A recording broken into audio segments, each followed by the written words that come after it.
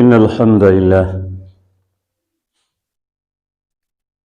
نحمده ونستعينه ونستغفره ونؤمن به ونتوكل عليه ونعوذ بالله من شرور أنفسنا ومن سيئات أعمالنا من يهده الله فلا مضل له ومن يضلله فلا هادي له وأشهد أن لا إله إلا الله وحده لا شريك له وأشهد أن محمدا عبده ورسوله أرسله بالحق بشيرا ونذيرا أما بعد فإن خير الحديث كتاب الله وخير الهدي هدي محمد صلى الله عليه وسلم وشر الأمور محدثاتها وكل محدثة بدعة وكل بدعة ضلالة وكل ضلالة في النار. قال الله تعالى في كلامه المجيد والفرقان الحميد: أعوذ بالله من الشيطان الرجيم بسم الله الرحمن الرحيم. اليوم أكملت لكم دينكم وأتممت عليكم نعمتي ورضيت لكم الإسلام دينا. قال تعالى في موضع آخر: إن الدين عند الله الإسلام. وعن عائشة قالت: قال رسول الله صلى الله عليه وسلم: من أحدث في أمرنا هذا ما ليس منه فهو رد. متفق عليه. وقال النبي صلى الله عليه وسلم في موضع آخر: من أحب سنتي فقد أحبني ومن أحبني كان معي في الجنة. رب اشرح لي صدري ويسر لي امري واحلل عقدة من لساني يفقهوا قولي. قالوا سبحانك لا علم لنا الا ما علمتنا انك انت العليم الحكيم. رب زدني علما. اللهم رب زدني علما، علما نافعا ورزقا طيبا وعملا متقبلا. آمين. إن الله وملائكته يصلون على النبي يا أيها الذين آمنوا صلوا عليه وسلموا تسليما. اللهم صل على محمد وعلى آل محمد كما صليت على إبراهيم وعلى آل إبراهيم إنك حميد مجيد. اللهم بارك على محمد وعلى آل محمد كما باركت على إبراهيم وعلى آل إبراهيم إنك حميد مجيد.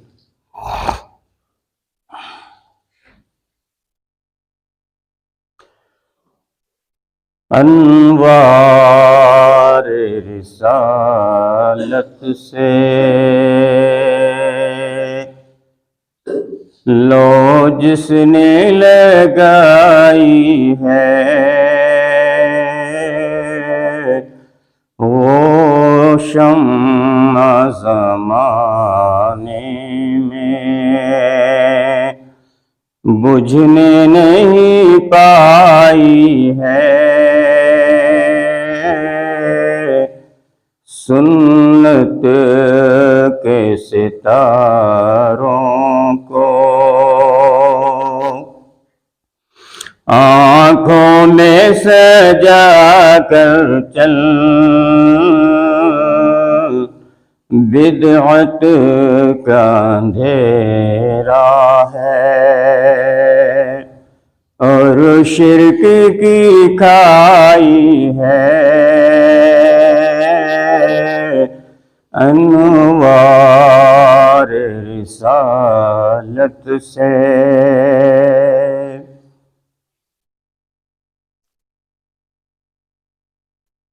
لائق صد احترام اسلامی بزرگوں، دینی و ملی بھائیوں، عزیز رفقا، نوجوان ساتھیوں، پیارے بچوں، غیور اسلامی پردہ نشین ماں بہنوں اور بیٹیوں، اللہ سبحانہ و تعالیٰ کے لیے ہر قسم کی بڑائی، کبریائی، حمد و ثنا بیان کرنے لائق، زیبا اور سزاوار ہے. جس نے ہمیں ایک ایسا دین عطا کیا جو آسمانوں سے نازل ہوا اور جس کو اللہ نے پسند کیا، جو اللہ کے نزدیک سب سے زیادہ اہمیت والا دین ہے، وہ ہے دین اسلام۔ اور یہ دین اسلام مکمل طور پر کامل اور اکمل ہے،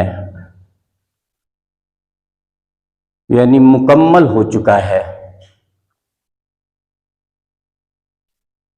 بعدہ اس کے حبیب تاجدار مدنی احمد مصطفیٰ محمد مصطفیٰ صلی اللہ علیہ وسلم پر بے شمار انگن لکھوں کہا کروڑ ہا درود و سلام نازل ہوں، جنہوں نے اس دین کو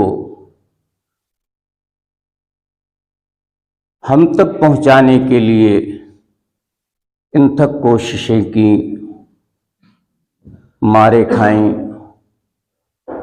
شہر بدر کیے گئے۔ اللہ رب العزت کا بڑا احسان اور کرم ہے کہ اللہ نے ہمیں مسلمان بنا دیا۔ پھر مزید اس کا کرم احسان یہ ہے کہ اس نے توحید پرست گھرانے میں پیدا فرما دیا۔ اگر وہ چاہتا تو کسی یہودی، عیسائی، مجوسی، بودھسٹ یا مشرک گھرانے میں، بدعتی گھرانے میں پیدا کر دیتا، دنیا بھی خراب ہوتی اور عقبہ بھی خراب ہوتی۔ ہم بڑے نصیبے بر لوگ ہیں، الحمدللہ، اس بات کا غرب ہے ہمیں اور فخر ہونا بھی چاہیے کہ جس کے سینے میں توحید کی دولت ہے، دنیا کی سب سے بیش قیمت دولت اس کے پاس موجود ہے۔ یہ اور بات ہے کہ ہم عملی طور پر توحید کی، کتاب و سنت کی قدر نہیں کر پا رہے ہیں۔ اللہ ہماری قوم کو ہدایت نصیب فرمائے۔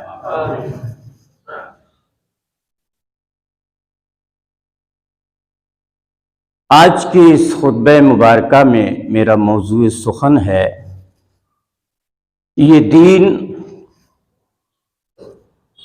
اسلام کلی طور پر مکمل ہو چکا ہے۔ اب اس میں کسی طرح کی کمی یا بیشی اپنی طرف سے کرنا، یہ حدود اسلام سے باہر نکلنا ہے، اسلام کی مخالفت کرنا ہے، شریعت محمدی کی دھجیاں اڑانا ہے۔ اور آپ دیکھ رہے ہیں اس پرفتن دور میں جو لوگ اپنے آپ کو مسلمان کہتے ہیں اور خاص طور سے سنیت کا تمغہ لگاتے ہیں اور یہ کہتے ہیں اپنی زبان سے، اکثر ان کے علماء،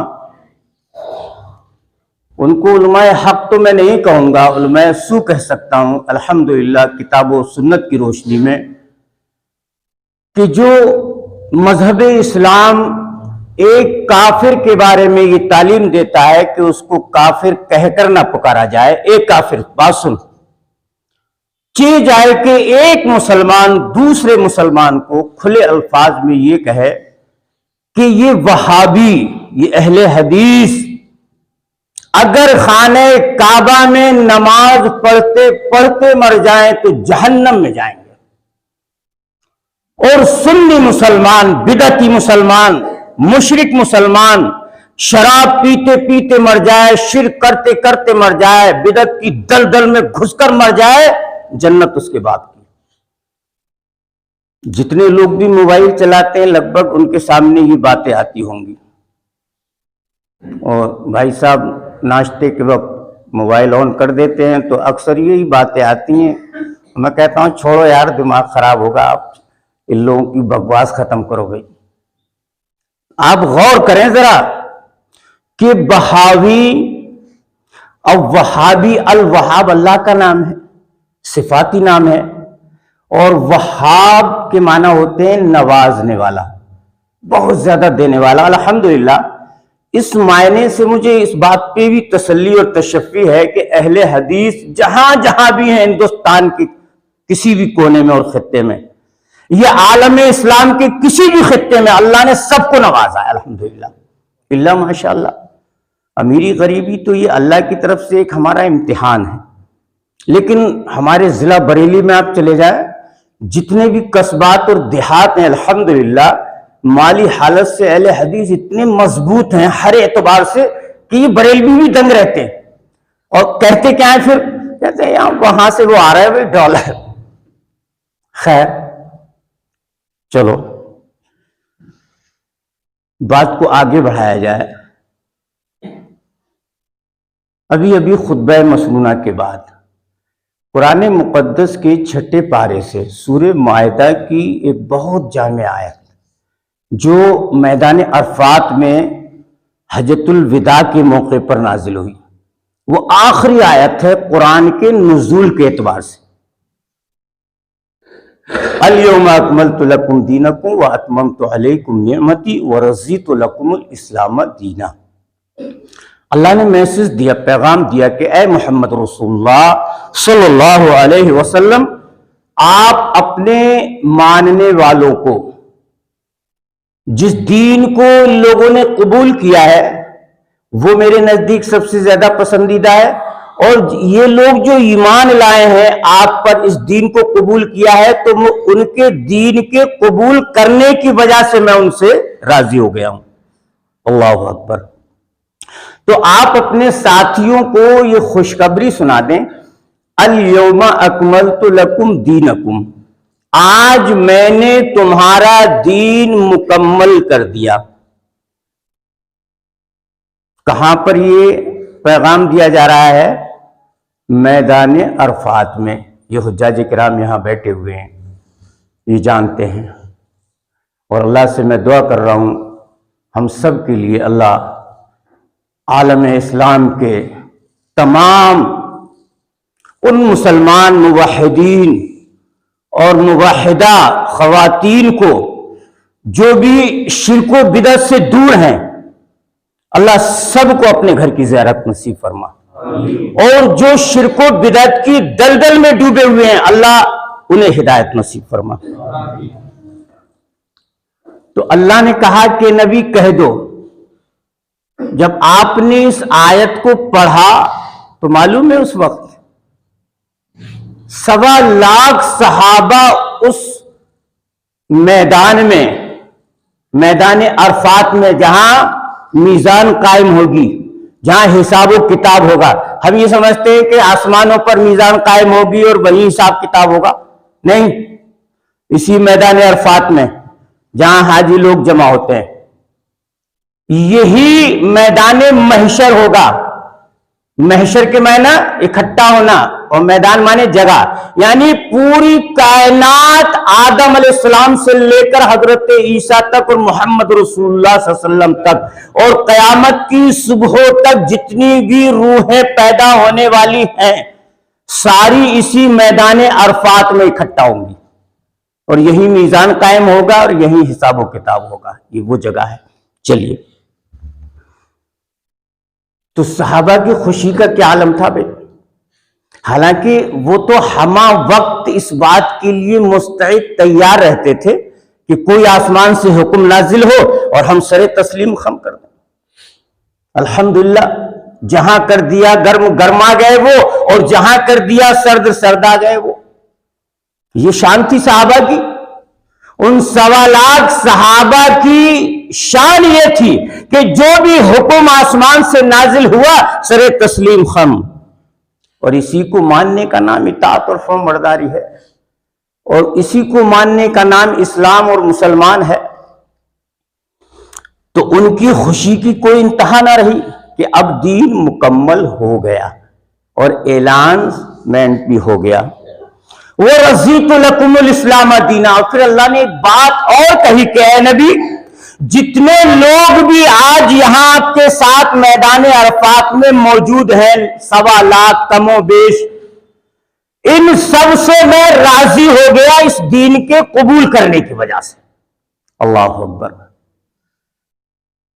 تو جو بھی مسلمان ان کے بعد میں، چاہے وہ آبائی طور پر مسلمان ہے یا کفر سے نکل کر، شرک سے نکل کر موحد مسلمان ہوا، اگر واقعی وہ موحد ہے، شرک و بدعت سے دور ہے، تو انہی صحابہ کی ضمن میں اور اسی شمارے میں وہ موحد مسلمان بھی آئے گا۔ اللہ ان موحدین مسلمان سے بھی آج بھی راضی ہے اور قیامت کی صبح تک راضی رہے گا۔ لیکن ایک مسلمانوں بات ہے کہ ہم عملی طور سے بہت ہی خراب ہو چکے ہیں۔ ہم موحد تو ہیں، شرک و بدعت سے تو بہت دور ہے، یہ بات بالکل لا ریب، اس میں کوئی شک نہیں ہے، لیکن عملی طور سے ہمارے اندر بہت ساری خرابیاں۔ اس کے لیے میں اللہ تو سے ہدایت کی دعا مانگ رہا ہوں کہ اللہ اس جماعت اہل حدیث کو، جماعت حقہ کو ہدایت نصیب فرما کہ یہ بھی توحید کی قدر کرے، صوم و صلات کی پابند بن جائے اور منکرات، فاحشات سے اور جملہ جرائم سے یہ پاک صاف رہے تاکہ لوگ انگلی نہ اٹھا پائیں۔ آپ دیکھ رہے ہیں کہ اس دور فتن میں شرک میں اکثر مسلمان ملوث ہیں۔ وَمَا يُؤْمِنُ أَكْثَرُهُمْ إِلَّا وَهُمْ مُشْرِكُونَ۔ میں نہیں کہہ رہا ہوں یہ بات، قرآن کریم اللہ کا کلام۔ وَمَا يُؤْمِنُ أَكْثَرُهُمْ إِلَّا وَهُمْ مُشْرِكُونَ۔ اس کا ترجمہ ٹرانسلیٹ یہ ہے کہ مومن ہونے کا دعویٰ کر رہے ہیں، مسلمان ہونے کا دعویٰ کر رہے ہیں، اس کے باوجود اکثریت جو ہے شرک میں مبتلا ہے۔ ایسا ہے کہ نہیں ہے؟ قرآن کی آیت بالکل اس وقت سٹیک آ رہی ہے۔ اس کا ترجمہ اگر غور کریں آپ تو سنی مسلمان جو اپنے آپ کو کہہ رہے ہیں، جو جنت کے ٹھیکیدار ہیں، اکثریت ان کی شرک میں ملوث ہے۔ اللہ اس قوم کو ہدایت نصیب فرمائے۔ پھر آ جاؤ بدعت۔ اللہ کے نبی جب بھی خطبہ دیتے تھے تو بڑی پیاری ایک حدیث وہ سن لیجئے آپ بخاری کے حوالے سے۔ فَإِنَّ خَيْرَ الْحَدِيثِ كِتَابُ اللَّهِ وَخَيْرَ الْهَدِيِ هَدِيُّ مُحَمَّدٍ صلی اللہ علیہ وسلم، کہ تمام کلاموں میں سب سے بہتر کلام اللہ کا کلام جی، اور تمام طریقوں میں سب سے بہتر طریقہ محمد رسول اللہ کا طریقہ۔ فَإِنَّ شَرَّ الْأُمُورِ مُحْدَثَاتُهَا۔ اب اللہ اور اس کے رسول جو بات کہہ رہے ہیں وہ بالکل حق ہے نا؟ جب اللہ کا کلام سب سے سچا، نبی کا فرمان سچا، سب سے بہتر طریقہ نبی کا طریقہ، تو اب نبی کے طریقے سے ہٹ کر جو بھی نئی بات دین میں ملائی جائے گی، کتاب و سنت سے ہٹ کر کے جو بھی بات بدعت کے طور پر یہاں لائی جائے گی، وہ امور شر ہوگا، وہ کام برائی والا ہوگا۔ وَكُلُّ مُحْدَثَةٍ بِدْعَةٍ، اور ہر نئی بات بدعت ہے۔ جو بھی نئی بات دین کے اندر لائی گئی یا لائی جائے وہ بدعت ہے۔ وَكُلُّ بِدْعَةٍ ضَلَالَةٍ، ہر بدعت گمراہی ہے۔ وَكُلُّ ضَلَالَةٍ فِي النَّارِ، اور ہر گمراہی جہنم کا راستہ ہے۔ بات سمجھ میں آ گئی آپ کے؟ یہ میں اپنی طرف سے نہیں کہہ رہا ہوں۔ اب آ جائیے بدعت کی ڈیفینیشن، اس کی پریبھاشا، اس کی تعریف ہم کرتے ہیں کہ بدعت کیا چیز ہے۔ بدعت اسی حدیث کے اندر بتا دیا گیا کہ کوئی بھی دین کے اندر نیا کام نکالا جائے، کیا جائے، وہ بدعت ہے، اور بدعت گمراہی کا راستہ ہے۔ اور گمراہی، جب گمراہ آدمی ہو جائے گا، دین سے ہٹ جائے گا، توحید سے ہٹ جائے گا، کتاب و سنت سے ہٹ جائے گا، کہاں جائے گا پھر؟ سیدھے جہنم میں۔ کون کہہ رہے ہیں؟ اللہ کے رسول جناب محمد رسول اللہ صلی اللہ علیہ وسلم۔ الحمدللہ، اللہ کا شکر ہے، اللہ کا شکر ہے، لاکھ لاکھ بار شکر ہے کہ ہمیں اللہ نے کتاب و سنت، یہ دو چیزیں ایسی دی ہیں، ہم کو بس کافی ہے دو چیزیں ہدایت کے لیے، ایک قرآن، دوسری ہے سنت خیر الورا۔ جس طرح توحید ہے حب الہی کا نشان، حب نبوی کا پتہ ہے سنت خیر الورا. یہ دو ہی چیزیں ہیں ہمارے لیے.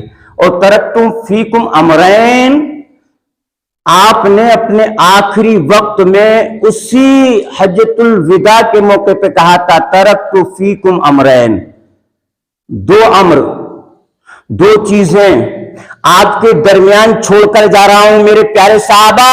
لن تضلوا، ہرگز ہرگز تم گمراہ نہیں ہو سکتے. ما تمسکتم بہما کتاب اللہ و سنتی، جب تک ان دونوں چیزوں کو، دونوں امرین کو مضبوطی سے تھامے رہو گے، پکڑے رہو گے، گمراہ نہیں ہو سکتے. دنیا کی کوئی طاقت تمہیں سیدھے راستے سے نہیں ہٹا سکتی. تو الحمدللہ ہمارے پاس ایک اللہ کا کلام ہے اور دوسرے نبی کا فرمان ہے. بہت مضبوط ہیں اس بات سے ہم الحمدللہ. ہم کہیں در در کی ٹھوکریں نہیں کھاتے ہیں، اور نہ ہم لال کتابوں کے مقلد ہیں کہ ہماری کتاب میں یہ لکھا ہوا ہے، کہ فلانی کتاب میں یہ لکھا ہوا ہے. کتاب میں تو کچھ بھی آدمی لکھ سکتا ہے رائٹر.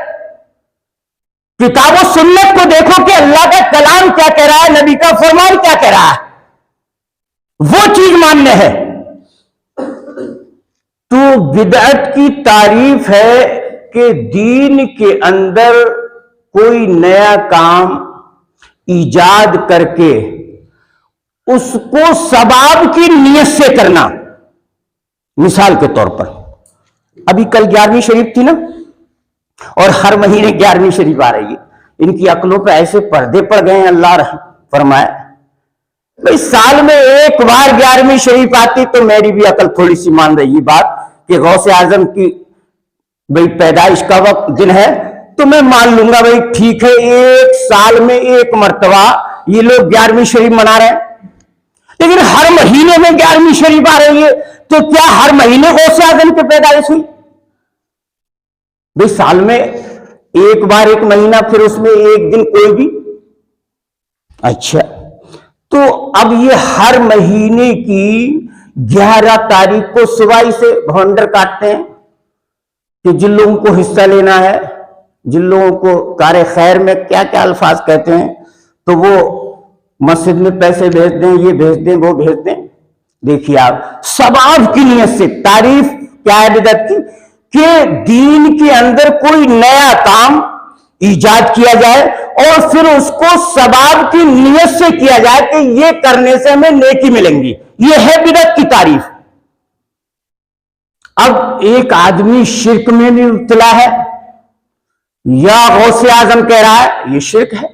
یا علی کر مدد، یہ شرک ہے. خواجہ غریب نواز بہت بڑا شرک ہے. معین الدین چشتی کسی کی کوئی بھی فریاد اب سن سکتے ہیں قبر سے جی، لیکن گاڑیوں پہ بھی لکھ رہے ہیں، ویسے بھی خوب اپنے نعرے مار رہے ہیں. یہ سب شرک ہے. شرک کسی ریل کی پٹری کا نام نہیں ہے، کسی درخت کا نام نہیں ہے شرک جی، کسی لاٹھی اور ڈنڈے کا نام شرک نہیں ہے. آپ نے یہ کہہ دیا یا غوث المدد، تو یا غوث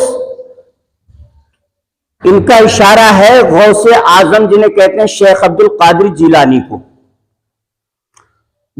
ان کے عقیدے کے مطابق کہ 12 برس کی ڈوبی ہوئی کشتی کو غوث اعظم نے باہر نکال دیا. بڑے بڑے گندے گھنونے عقیدے ہیں. جتنے بھی انبیاء آئے تقریباً 1,24,000 کم و بیش، سارے لوگوں کی دعوت اللہ توحید اور عقیدے کی اصلاح، کہ لوگوں اپنے عقائد درست کر لو.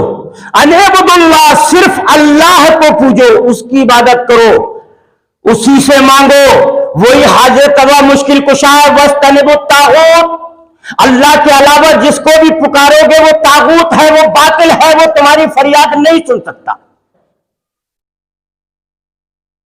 اب اللہ کے علاوہ دوسروں کو پکار رہے ہیں تو ہم جب کہتے ہیں کہ یہ شرک ہے، یہ حرام ہے، تو کہتے ہیں تم اپنی بیوی کو کیوں پکارتے ہو کہ فلاں لاؤ چائے لاؤ.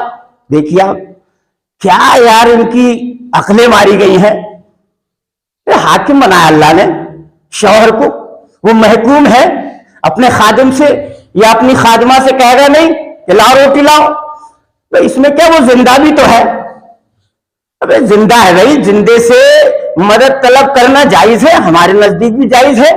مثال کے طور پر کوئی آدمی پریشان ہے اور وہ یہ کہے مولانا یار مجھے 1000 روپے کی ضرورت ہے، بالکل ٹھیک ہے، لیکن ہمارے مرنے کے بعد وہ ہماری قبر پہ جائے کہ مولانا بہت پریشان ہوں، 5000 روپے کی ضرورت ہے، پھر میں دے سکتا ہوں اسے؟ جھگڑا اس بات کا ہے۔ چلیے تو 11ویں شریف 12ویں شریف کو چھوڑیے آپ، یہ آج شعبان المعظم کی 12 تاریخ چل رہی ہے، یعنی ان کے حساب سے 12ویں شریف، کل 11ویں شریف کر لی تو 3 دن کے بعد شعبان المعظم کی 15 تاریخ بھی آئے گی۔ ایک نیا کھیل کھیلا جاتا ہے، ہر سال حلوہ مانڈا بنایا جاتا ہے، اسے کہتے ہیں لوگ صبح رات صبح رات صبح رات، بہرحال وہ لا علمی کی بات ہے، صحیح اس کا نام شب برات ہے، مبارک رات۔ اب وہاں پر وہ ایک نیا کام کرتے ہیں، اس کی 15ویں تاریخ کو حلوہ مانڈا بنا کر خود کھاتے ہیں، دوسروں کو کھلاتے ہیں، یار دوستوں کو اور اپنے رشتہ داروں کو، اپنے پڑوسیوں کو۔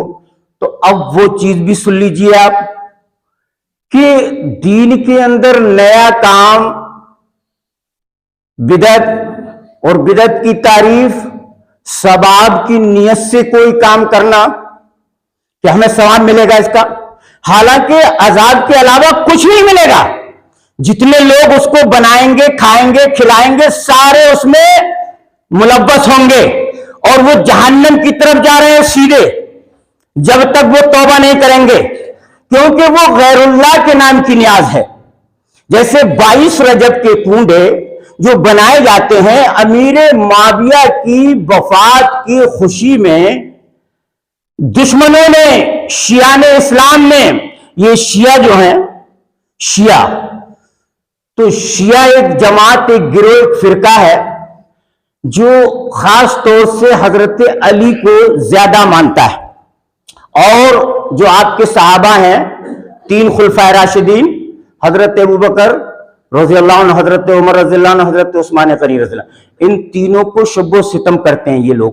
اور اللہ کے نبی نے فرمایا کہ میرے ادنا صحابی کو بھی، ان کا مقام تو بہت ہی اونچا ہے، ایک ادنا صحابی اس کو بھی اگر کسی مسلمان نے انگشت نمائی کر دی، اس کی شان پر ذرا بھی لب کشائی کر دی، زبان کھول دی، وہ گیا۔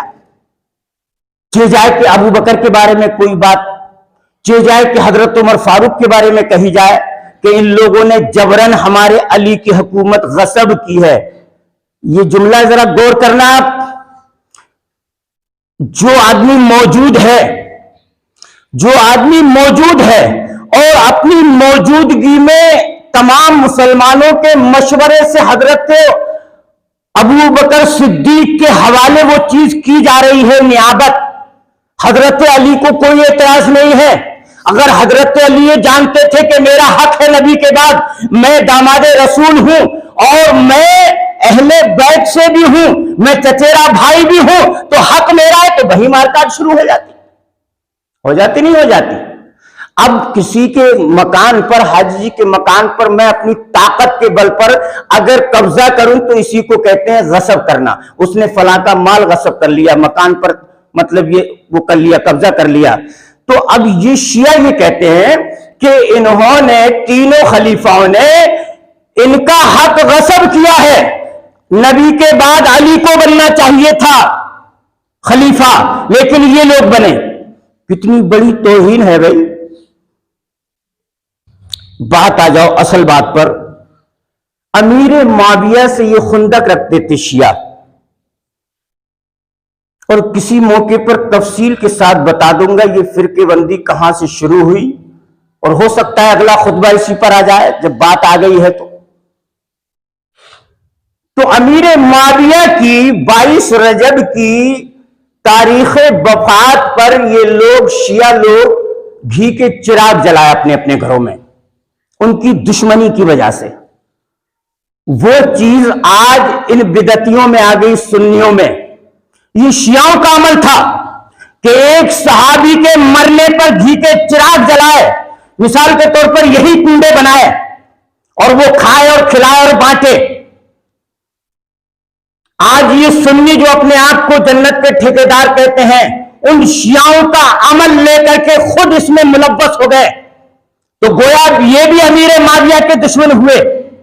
جی کوئی معمولی بات نہیں ہے کسی صحابی کی وفات پر اور اس کے مرنے پر خوشی منانا اور گھی کے چراغ جلانا، کوئی معمولی بات ہے بھائی؟ اللہ ہمیں ہدایت نصیب فرمائے۔ ہم بھی کھا جاتے ہیں گٹ گٹ 22 رجب کے کنڈے، کیونکہ خالہ کے یہاں سے آئے ہیں، ماما کے یہاں سے آئے ہیں، نانا کے یہاں سے آئے ہیں، شیخ جی کے یہاں سے آئے ہیں، پڑوسی صاحب کے یہاں سے آئے ہیں، ناراض ہو جائیں گے سب لوگ۔ لیکن الحب للہ والبغض للہ، اللہ کے لیے دشمنی رکھو اور اللہ کے لیے دوستی رکھو۔ رشتہ دار جائے بھاڑ میں، ننسانیہ جائے بھاڑ میں، اور کہیں کوئی جائے اپنے جگاڑ میں، لیکن اللہ اور اس کے رسول کا مرتبہ مت بھولو کہ کہیں اللہ اور اس کے رسول تو ناراض نہیں ہو رہے ان رشتہ داروں کے چکر میں۔ ہم یہ 15ویں شعبان کی تاریخ کا جو حلوہ کھا رہے ہیں، یہ کہیں ایسا تو نہیں ہے کہ ہم بھی انہی بدعتیوں کے لائن میں کھڑے کر دیے جائیں اور ہمارا بھی راستہ وہی جہنم والا بن جائے؟ الیاذ باللہ، اللہ سے پناہ مانگنے کی ضرورت ہے بھائی۔ حرام چیز اس کو حلق سے نیچے اتارنا، جس کا خلاصہ اللہ نے کلام میں اپنے کلام میں کہہ دیا، نبی کے فرمان میں دیکھیے، سنیے آپ اللہ سبحانہ و تعالیٰ کیا کہتا ہے۔ سورہ مائدہ کی آیت ہے، پارہ نمبر 6 کی، کہ وَتَعَاوَنُوا عَلَى الْبِرِّ وَالتَّقْوَى وَلَا تَعَاوَنُوا عَلَى الْإِثْمِ وَالْعُدْوَانِ۔ لوگوں اچھے کاموں میں مدد کرو ایک دوسرے کی، لیکن جو برائی کے کام ہے، گناہ کے کام ہے، ان میں مدد مت کرو۔ مطلب وہی ذہن میں کہ یار یہ ناراض ہو جائیں گے، پڑوس کا مسئلہ ہے، رشتہ داری کا مسئلہ ہے، ننسال کا مسئلہ ہے، ددھیال کا مسئلہ ہے، تو یہ تعلقات کا مسئلہ ہے۔ تو اللہ کہہ رہا ہے کہ نیکی کا اگر کوئی کام ہو تو مدد کرو ایک دوسرے کی، لیکن جہاں دشمنی کا، اسلام سے کوئی دشمنی کا معاملہ ہے، بگاڑ کا معاملہ ہے، گناہ ہو رہا ہے، وہاں ان کا ساتھ دینے کی ضرورت نہیں ہے۔ پھر آ جاؤ آگے، حرمت علیکم المیتۃ والدم ولحم الخنزیر وما اہل بہ لغیر اللہ۔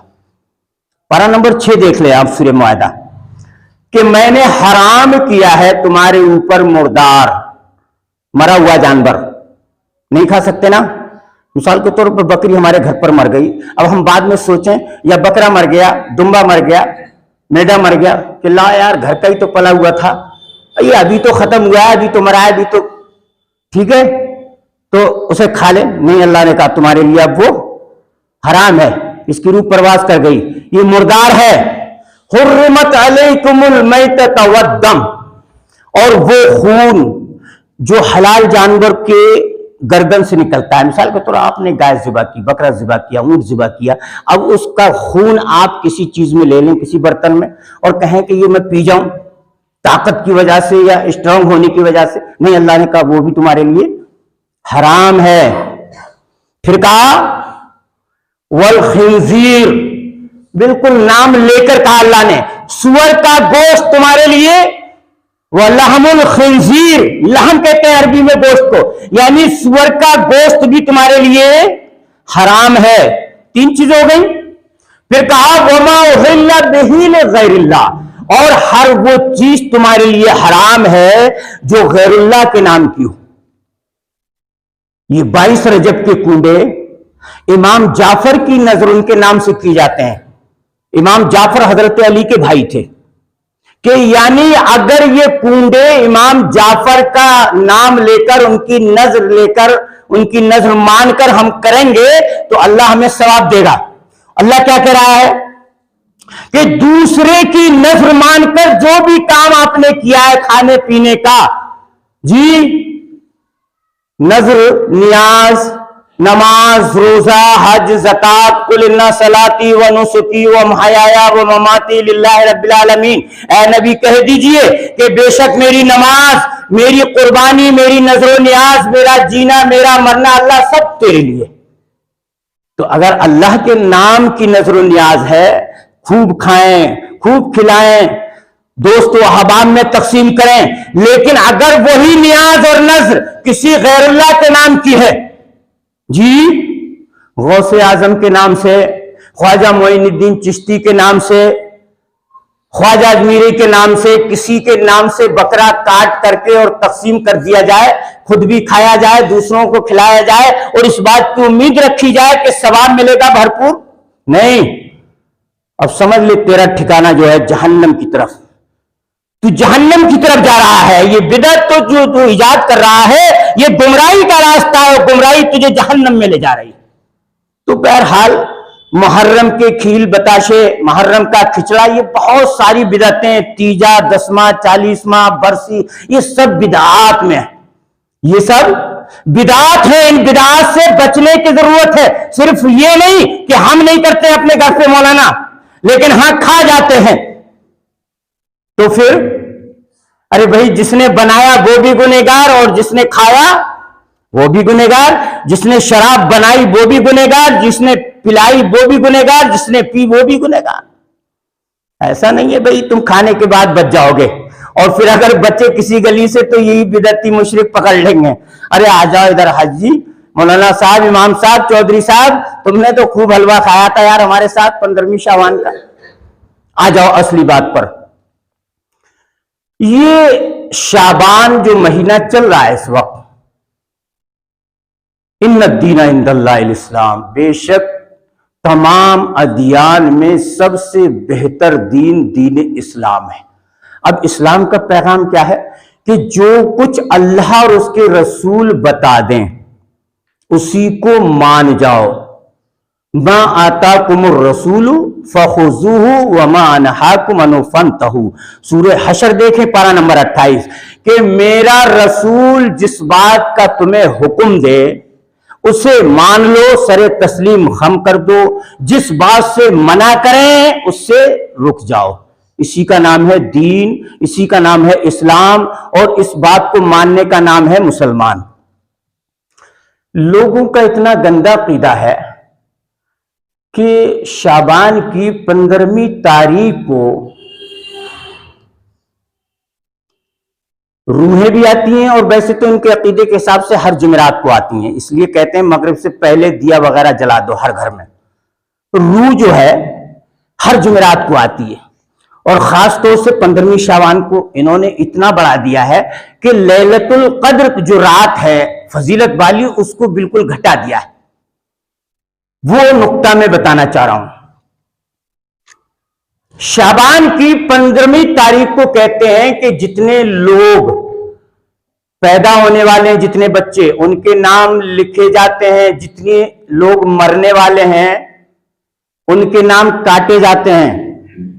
یہ بالکل بے سر و پا بات ہے، کتاب و سنت سے اس کا کوئی ثبوت نہیں ہے۔ جو رات ہے جس کے بارے میں اللہ کلام کے اندر اپنے بار بار اس کی طرف اشارہ کر رہا ہے، دیکھو، شہر رمضان الذی انزل فیہ القرآن، ہم نے اس قرآن کو رمضان کے مبارک مہینے میں نازل فرمایا۔ ایک بات یہ سمجھو کہ رمضان کے مہینے میں اس قرآن کو نازل فرمایا۔ پھر اللہ نے کہا کہ ہم نے انا انزلناہ فی لیلۃ القدر وما ادراک ما لیلۃ القدر، ہم نے اس قرآن کو شب قدر میں نازل فرمایا۔ اور اے نبی آپ کیا جانتے ہیں اس کے بارے میں وہ رات کیسی ہے؟ بڑی خیر من الف شہر، 1000 مہینوں کی عبادت سے بھی بہتر ہے وہ رات۔ کون سی؟ قدر والی رات جس میں اس قرآن کو نازل کیا ہم نے۔ اور 1000 مہینے کے 83 سال 4 ماہ ہوتے ہیں، 83 سال 4 ماہ ہوتے ہیں، یعنی بنی اسرائیل کے لوگ 80 سال جو ہے جم کر عبادت کرتے تھے عابد خانقاہوں میں، جھوپڑیوں میں جا کر۔ تو صحابہ نے کہا تھا کہ اللہ کے رسول ہم تو بہت خسارے میں ہیں۔ کہا کیا بات؟ کہا کہ بنی اسرائیل میں موسیٰ علیہ السلام کی قوم میں ایسے ایسے عابد ہوئے ہیں جنہوں نے 80 سال مسلسل عبادت کی ہے. ہماری تو عمریں بھی نہیں ہو رہی 80 سال کی, تو ہم تو نیکیوں میں بہت پیچھے رہ گئے ان سے. اللہ اکبر. اللہ کا دریائے رحمت جوش میں آ گیا. اللہ کے نبی نے سکوت فرمایا اور یہ سورہ قدر نازل ہو گئی. کون سی سورہ قدر؟ 30ویں پارے میں انا انزلناہ فی لیلۃ القدر وما ادراک ما لیلۃ القدر لیلۃ القدر خیر من الف شہر. یہ بتاؤ اپنے ساتھیوں کو کہ پریشان نہ ہو, مایوس نہ ہو. میں نے ایک رات تمہیں ایسی دے دی کہ 80 سال کی عبادت سے بھی زیادہ ایک رات کی عبادت اہمیت رکھتی ہے. شرط یہ کہ اس رات کی تلاش میں بندہ جٹ جائے, پوری رات اللہ کے حوالے کر دے, قرآن کی تلاوت میں, نماز میں, نوافل میں, توبہ استغفار میں. تو 80 سال 83 سال 4 مہینے سے بھی زیادہ, یعنی وہ رات اتنی افضل ہے. چلیے صحابہ کو تشفی ہو گئی. پھر ایک بات آ جاؤ, تنزل الملائکۃ والروح, نازل ہوتے ہیں اس مبارک رات میں تمام فرشتے اور روح, جبرائیل, فیہا بِإِذْنِ رَبِّهِمْ مِنْ كُلِّ امر, ان امور کو باضابطہ مکمل طور پر عمل میں لانے کے لیے کہ جو اللہ کی طرف سے اس سال, یعنی رمضان میں وہ رات آئے گی نا, تو رمضان کے بعد پورا سال جتنے بھی بچے پیدا ہونے والے ہیں, جتنے بھی مرنے والے ہیں, ان کے نام لکھے جاتے ہیں اور ان کے نام کاٹے جاتے ہیں. اور بہت سارے امور اس سال میں جو اللہ کرے گا, وہ فرشتے جبرائیل کے ساتھ میں ان امور کو پائے تکمیل تک پہنچاتے ہیں. وہ بڑی مبارک رات ہے, سلامتی والی رات ہے, اللہ نے کہا. اور وہ ہیا حتی مطلع الفجر, وہ فجر تک رہتی ہے. کب تک رہتی ہے؟ فجر تک رہتی ہے. تو ثبوت یہ ملا کہ شعبان کی 15ویں تاریخ سے اس کا کوئی تعلق نہیں ہے جی. یہ قدر والی رات کے بارے میں اللہ نے کہا ہے کہ جو کچھ بھی ہوگا اس سال, اس رمضان کے بعد رمضان تک, جتنے بچے بھی پیدا ہونے والے ہیں یا مرنے والے ہیں لوگ, یا جو بھی معاملات ہیں, وہ امور اللہ کی طرف سے اس قدر والی رات میں فرشتے انجام دیتے ہیں. اچھا, اور تیسری آیت سنیں, انا انزلناہ فی لیلۃ مبارکہ. بڑی موٹی سی بات ہے لیکن پھر بھی یہ سنی مسلمان نہیں سمجھ پاتے. اللہ کہتا ہے کہ ہم نے اس قرآن کو ایک مبارک رات میں نازل فرمایا. تو انا انزلناہ فی لیلۃ مبارکہ, یہ لفظ مبارکہ جو آیا ہے, یہ سنی مسلمان اس آیت کو یہاں لا کر پیش کرتے ہیں. کہتے ہیں یہ مبارک رات سے مراد شعبان کی 15ویں رات ہے. بات سمجھ میں آ رہی ہے آپ کے؟ جبکہ اللہ پہلے اس کا خلاصہ کر رہا ہے, انا انزلناہ, ہم نے اس قرآن کو نازل کیا فی لیلۃ مبارکہ, اسی شب قدر کو اللہ کہہ رہا ہے. وہاں قدر والی رات کہا اللہ نے, فضیلت والی رات, اہمیت والی رات, بابرکت رات, اور یہاں برکت لفظ استعمال کر دیا اللہ نے, انا انزلناہ فی لیلۃ مبارکہ, کہ ہم نے اس قرآن کو ایک مبارک رات میں, بابرکت رات میں نازل فرمایا. تو یہ شعبان کی 15ویں تاریخ میں نازل ہوا قرآن. اگر تمہارے عقیدے کے حساب سے ہم یہ مان بھی لیں کہ شعبان کی 15ویں تاریخ میں یہ سارے امور فرشتے انجام دیتے ہیں, کہ جتنے بچے پیدا ہونے والے ہیں ان کے نام لکھے جاتے ہیں اور جتنے مرنے والے ہیں ان کے نام کاٹے جاتے ہیں, تو پھر یہ اس کا کیا کرو گے؟ انا انزلناہ یہ آیت سے نکالو گے؟ کوئی بھی مسلمان یہ کہہ سکتا ہے کہ شعبان کی 15ویں تاریخ میں یہ قرآن نازل ہوا؟ بہرحال یہ دلیل ہے میری اس بات کی کہ شعبان کا مہینہ اپنی جگہ ایک اہمیت رکھتا ہے, یہ میں مانتا ہوں. جیسے حضرت عائشہ کہتی ہیں کہ میں نے اپنے پیارے سرتاج نبی کریم صلی اللہ علیہ وسلم کو رمضان کے علاوہ سب سے زیادہ روزہ رکھتے اگر دیکھا تو وہ شعبان کا مہینہ. یہ فضیلت کی بات ہے بھائی. پھر دوسری حدیث, اللہ کے رسول نے فرمایا کہ شعبان میرا مہینہ اور رمضان اللہ کا مہینہ. جی, تو نبی کریم صلی اللہ علیہ وسلم کہہ رہے ہیں کہ شعبان میرا مہینہ, چونکہ آپ شعبان کے مہینے میں کثرت سے نوافل پڑھتے تھے، اللہ کو یاد کرتے تھے، توبہ استغفار کرتے تھے، اور روزے آپ کثرت سے رکھتے تھے۔ کثرت کا مطلب یہ ہے کہ پورے مہینے ہی لگ بھگ 2-4 روزے چھوڑنے کے بعد پورے مہینے ہی روزے رکھتے تھے۔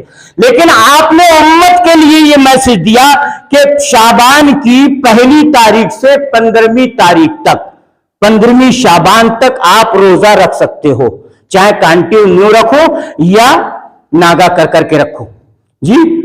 تو آپ ہر مہینے کی پہلی، دوسری، تیسری کا روزہ رکھتے تھے، ہر مہینے کی 13ویں، 14ویں، 15ویں کا روزہ رکھتے تھے، ہر مہینے کی 27، 28، 29ویں کا روزہ رکھتے تھے۔ اور نبی صلی اللہ علیہ وسلم لقد کان لکم فی رسول اللہ اسوۃ حسنہ کے تحت ہمارے لیے ایک ٹائٹل نمونہ ہے آپ کی زندگی، آپ پیر کے دن کا بھی روزہ رکھتے تھے۔ ہر ہفتے میں ایک بار آتا ہے نا پیر کا دن، سوموار، پیر نہیں سمجھتے سوموار سمجھو، پیر کا دن اللہ کے رسول نے کہا کہ میں کثرت سے اس لیے روزے رکھتا ہوں کہ میری ایک تمنا ہے کہ اللہ کے یہاں سے جب میرا بلاوا آئے تو میں روزے کی حالت میں ہوں۔ اللہ اکبر۔ تو یہ سنت ہے، اگر کوئی بھی مسلمان ہر مہینے کی پہلی، دوسری، تیسری، 13ویں، 14ویں، 15ویں، 27ویں، 28ویں، 29ویں کا روزہ رکھے، اور اگر سب نہ رکھ سکے تو کم سے کم ہفتے میں پیر کا روزہ ضرور رکھے، یہ بھی سنت ہے۔ لیکن یہ نفلی روزے ہیں، یہ بات ذہن میں رکھنا، اگر نہیں رکھتا ہے گنہگار نہیں ہوگا، فرض روزے نہیں ہے بھائی۔ لیکن اللہ کے رسول کو چونکہ اللہ نے اتنی ہمت دی تھی کہ 10 مردوں سے بھی زیادہ ایک نبی کی طاقت ہوتی ہے، تو نبی کے لیے پورے شعبان کے روزے رکھنا کوئی بڑی بات نہیں تھی۔ لیکن آپ نے یہ میسج امت کو دیا کہ 15ویں تاریخ کے بعد مت رکھو پورے شعبان کے روزے۔ کیوں؟ روزہ جو ہے طاقت میں کمی لاتا ہے، تو آدمی کمزور ہو جاتا ہے، اس لیے اسٹرانگ جوان جن کی شادی نہ ہو، اللہ کے رسول نے ان کو روزہ رکھنے کے لیے کہا۔ اس میں حکمت ہے کہ وہ زیادہ تر روزے سے رہیں جب تک شادی نہ ہو، کیونکہ ان کا نفس، ان کی خواہش، ان کی طاقت دبی رہے گی روزے سے، وہ گناہ کی طرف نہیں جائیں گے۔ بڑی حکمت ہے۔ تو چونکہ نبی کے اندر اتنی طاقت تھی، آپ نے کثرت سے روزے رکھے پورے شعبان میں۔ اب ہم تو نبی کے برابر طاقت نہیں رکھتے ہیں، تو ہمیں اجازت یہ دی کہ 15ویں تاریخ تک روزہ رکھو، 1، 2، 3، 4 جو بھی رکھ سکو، اس کے بعد پھر بونڈ کر دو۔ 15ویں شعبان سے خوب کھاؤ پیو اور اپنے جسم کو خوب توانائی اور طاقت میں لے آؤ، تاکہ آگے جو فرائض کا مہینہ آ رہا ہے رمضان کا، اس کے لیے بالکل مستعد ہو جاؤ جی، اس میں کسی طریقے کی کوئی کمی نہیں آنے پائے۔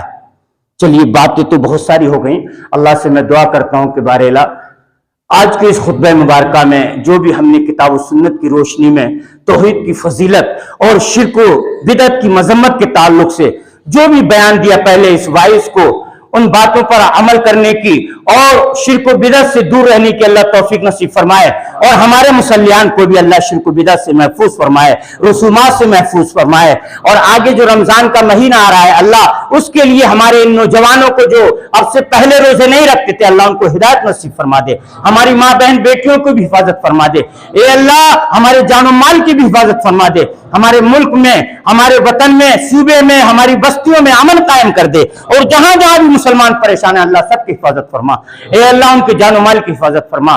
جہاں بھی ہمارے نوجوان ظالموں کے چنگل میں پھنسے ہوئے ہیں، جیلوں میں پھنسے ہوئے ہیں، اللہ اپنی رحمت کاملہ سے انہیں بری فرما دے۔ اے اللہ ہماری کھوئی طاقت، عزت اور وقار کو دوبارہ واپس لوٹا دے۔ اے اللہ ظالم ہم پر بہت ظلم کر رہے ہیں، ان بطش ربک لشدید، تیری پکڑ بڑی سخت ہے، اگر تو چاہے تو ان سے بدلہ لے سکتا ہے، ہم تو بہت کمزور ہیں اپنے ایمان کے حساب سے۔ اے اللہ ہم تجھے ان ظالموں کے مقابلے میں لاتے ہیں۔ اللہم انا نجلک فی نحورہم ونعوذ بک من شرورہم، ان ظالموں کے شر سے ہم تیری پناہ میں آتے ہیں اور تجھے ان کے مقابلے میں لاتے ہیں۔ اللہ تو ہی ان سے انتقام لے سکتا ہے، اللہ ہماری حفاظت فرما دے۔ رب کریم جب تک اس دنیا میں رہیں عزت کے ساتھ زندہ رہیں، اور جب خاتمہ کا وقت آئے تو ایمان پر توحید پر ہمارا خاتمہ ہو۔ وما علینا الا البلاغ۔ السلام علیکم ورحمۃ اللہ۔ معذرت چاہتا ہوں بھی ٹائم زیادہ ہو گیا۔ الحمدللہ نحمدہ ونستعینہ ونستغفره ونؤمن به ونتوكل عليه ونعوذ بالله من شرور أنفسنا ومن سيئات أعمالنا من يهده الله فلا مضل له ومن يضلل فلا هادي له وأشهد أن لا إله إلا الله وحده لا شريك له وأشهد أن محمدا عبده ورسوله أما بعد فإن خير الحديث كتاب الله وخير الهدي هدي محمد صلى الله عليه وسلم وشر الأمور محدثاتها وكل محدثة بدعة وكل بدعة ضلالة وكل ضلالة في النار إن الله وملائكته يصلون على النبي يا أيها الذين آمنوا صلوا عليه وسلموا تسليما اللهم صل على محمد وعلى آل محمد كما صليت على إبراهيم وعلى آل إبراهيم إنك حميد مجيد اللهم بارك على محمد وعلى آل محمد كما باركت على إبراهيم وعلى آل إبراهيم إنك حميد مجيد سبحان ربك رب العزة عما يصفون وسلام على المرسلين والحمد لله رب العالمين السلام عليكم ورحمة الله